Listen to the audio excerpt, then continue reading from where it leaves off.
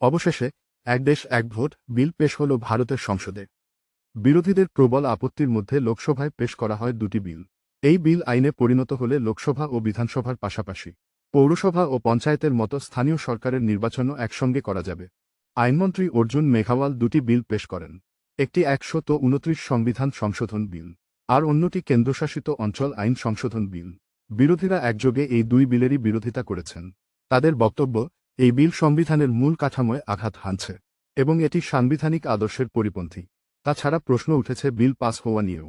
যদিও মোদী সরকারের যুক্তি, এক দেশ এক ভোট করা গেলে নির্বাচন ঘিরে বিপুল অর্থ ব্যয় যেমন হবে না, তেমনি সর্বস্তরে উন্নয়নমূলক কাজও ব্যাহত হবে না।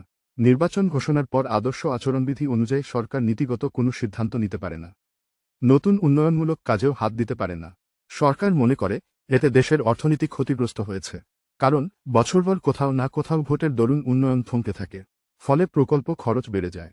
অবশ্য বিল দুটি পাস হলেও তা কার্যকর হবে ২০৩৪ সাল থেকে।